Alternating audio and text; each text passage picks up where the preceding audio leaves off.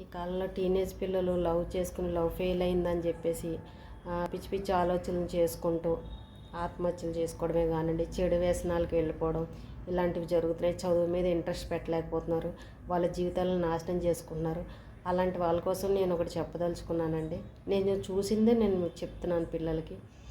ముఖ్యంగా టీనేజ్ పిల్లలు ఎవరైనా సరే, అమ్మాయి ప్రేమించాను, నేను మర్చిపోలేకపోతున్నాను, మాది ఇన్ని సంవత్సరాలు లవ్ అని అనుకున్న పిల్లలు భక్తి మార్గంలోకి వెళ్ళిపోండి. అంటే ఏదో మీరు సన్యాసం తీసుకోమని అలా ఏమీ నాకు చెప్పట్లేదు. ఒక భగవంతుని మీద ధ్యాస పెట్టండి. ప్రతిరోజు టెంపుల్కి వెళ్ళడం. నేను చెప్పాలంటే శివాలయం ఉంది, శివాలయానికి వెళ్ళి శివుడి ధ్యానంలో ఉండండి.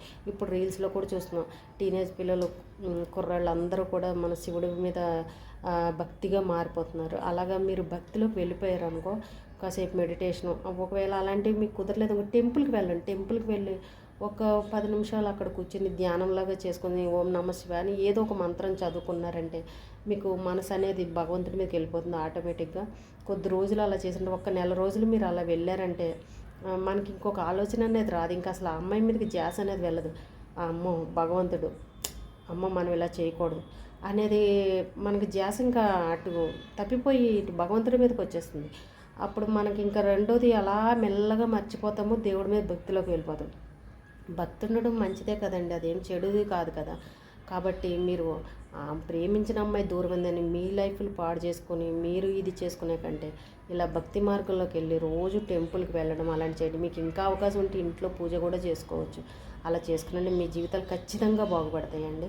పిల్లలు ఎవరై కూడా తొందరపడి అమ్మాయిని ప్రేమించాము, మా లవ్ ఫెయిల్ అయిపోయింది, ఇంకా నేను ఆ అమ్మాయి లేకపోతే ఉండలేను, అలాంటి పిచ్చి పనులు ఎవ్వరూ అలా చేయకండి. భక్తి మార్గంలోకి వెళ్ళిపోండి.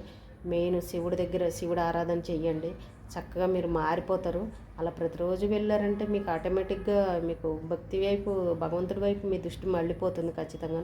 ఒకవేళ ఇంట్లో పేరెంట్స్ ఉంటే పేరెంట్స్ కూడా వాళ్ళకి చెప్పండి. ఎవరైనా అయ్యో మా అమ్మాయిని మా అబ్బాయి ప్రేమించాడు, ఇలా అయిపోయాడు, ఇప్పుడు వీడిని ఎలా మార్చాలి అని చెప్పేసి అని అనుకునే పేరెంట్స్, ఒకవేళ తెలిసిన పేరెంట్స్ ఎవరన్నా ఉన్నా కూడా వాళ్ళని ఏదో ఒకటి భక్తి మార్గంలోకి, ఒక్కోసారి అయ్యప్ప దీక్ష తీసుకోవచ్చు, అలా కూడా చాలామంది మారిపోతారు.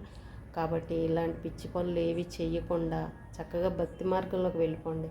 ఆటోమేటిక్గా మరి మీరు చూసే రీల్స్లో కూడా చాలా భక్తికి సంబంధించిన రీల్స్ కూడా ఉన్నాయి ఇప్పుడు ఇన్స్టాగ్రామ్లోని వాటిలో. మీరు అవి చూడండి, ఆటోమేటిక్గా మీకే మనసు మారుతుంది, ఖచ్చితంగా మీకు మంచి జరుగుతుంది. అందుకే నేను ఈ వీడియో చేస్తున్నానండి. Okay, thank you.